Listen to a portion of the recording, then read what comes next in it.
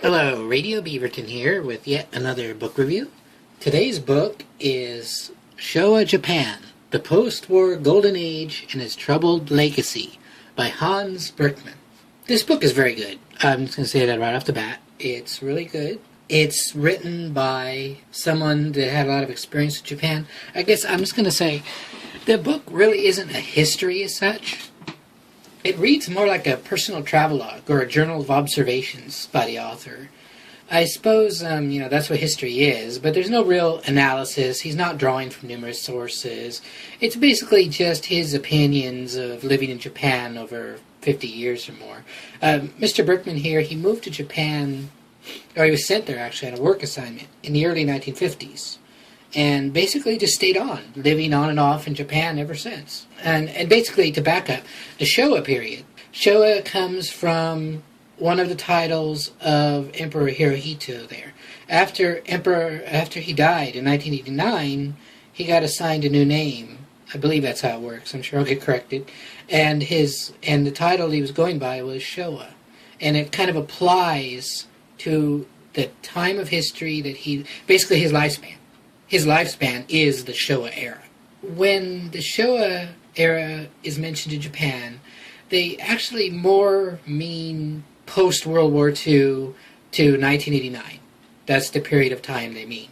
What happened in 1989 is when the economic bubble collapsed and Japan kind of had a little bit of a recession. Their economy kind of collapsed a little bit. It seems, I guess, from what I've heard and read and talked to people, in Japan, the Showa era is remembered with kind of rose-colored nostalgia, the same way people in the United States might remember their favorite decade, the 1950s, the 60s, the 70s, the 80s. People are even starting to feel that way about the 90s, making me feel really old. Basically, Mr. Berkman's aim here is to compare the truths between the rose-colored remembrances of the mythical Showa era as it's been mythologized, and what he sees as modern ills in Japan. The writing is readable and concise. The book is impeccably organized. It's very well organized. Mr. Berkman, he knows what he wants to say, and he knows how he's going to say it. And most of all, it's really interesting. It's really kind of hard to review this book, actually. Every chapter is encapsulated, and it covers a topic all by itself. So there's a lot of stuff talked about. But the chapters are very short. Actually, I found myself putting the book down at the end of every chapter, just because I felt like I needed to digest what I had read. He writes quite a bit that makes you think, and so I had to stop and either kind of I'd agree with what I just read, or I read something and I thought, well, that guy doesn't know what the heck he's talking about. As for observations and conclusions, Mr. Berkman is a fan of Japan. He's a Japanophile. He fell in love with the country when he moved there. He's supportive of the Japanese. He likes them. This isn't a book that's going to be, those, weird people over there on that island. No, he's very much a friend of the Japanese. He's not saying anything negative about them as such. He's really being as open-minded as he can be. He's not Japanese, of course, so he's really trying to understand what's going on, I guess what I'm trying to say. There are some criticisms I have with the book. They're minor criticisms. They're nothing really big. They're probably even just more my problem than his. Mr. Berkman ended up as a very wealthy and powerful banker. He moved in international circles, and he served on important international banking bodies. As such, his focus tends to be on the elite, the moneyed and the powerful. On more than a few occasions reading his writing, I kind of got the feeling he was a little bit elitist. He gives no real consideration to the poor or middle class, doesn't really talk about them. He waxes long about moving in wealthy elite circles in Japan and how the topic of the book affects them. So there's really not a whole lot. I mean, travelers to Japan, people that want to talk to everyday people in Japan, there's very little in here just going to help you understand them and how they see the Showa era. Also, Mr. Berkman was born in 1932, and he's an older gentleman, and as I think what we're dealing with is a generation gap. He seems ill-equipped to understand modern trends and activities. Let me show you.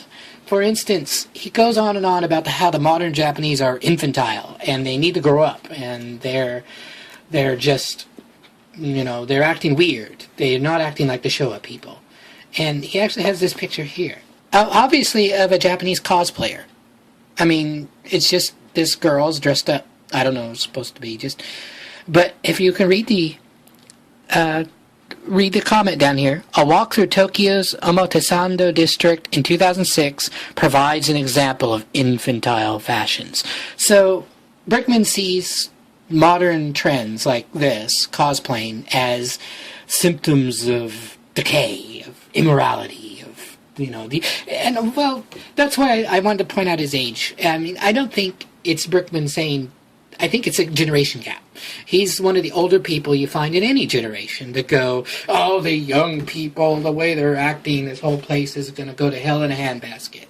So, that's just a minor criticism. Another minor criticism is that Brinkman was indeed a very successful banker, and he'll launch into long-winded and complex economical discussions and using banking terminology, talking about topics that I really need a translator for. He doesn't really explain what he's saying in layman's terms.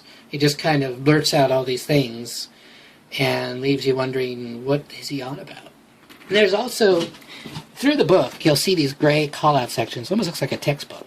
And it appears that these are actually like journal entries from his own diaries that he probably kept, or just notations that he made along the years.